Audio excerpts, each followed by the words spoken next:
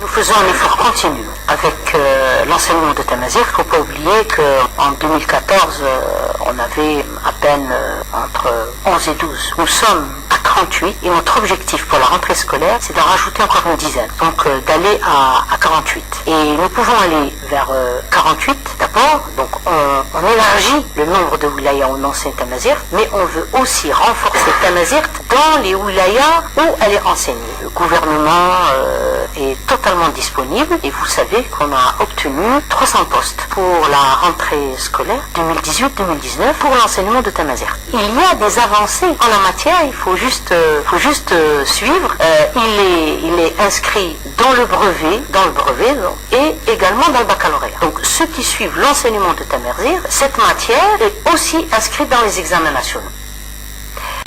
Après avoir signé avec les partenaires sociaux. Donc après les chefs d'établissement et les inspecteurs, nous avons rencontré les partenaires sociaux, tous les syndicats présents ici, les représentants des syndicats ici au niveau du Tizi Ouzou, avec Fédération des parents d'élèves et Association de parents d'élèves. Le débat a été extrêmement intéressant. Ce que j'apprécie dans les rencontres à l'échelon du local, c'est la nouveauté des propositions, c'est la proximité de mes fonctionnaires qui me permet de prendre la juste mesure des choses. Et c'est ça que je trouve important. Alors bon, malheureusement, le coordonnateur local du syndicat du CNAPEST n'a pas jugé utile de répondre à l'invitation de monsieur le directeur de l'éducation et n'a pas jugé utile de venir à la rencontre de la ministre du secteur de l'éducation. Ce que je peux vous dire, c'est que l'analyse que j'avais faite en 2014 n'est pas celle que je fais aujourd'hui, en 2018.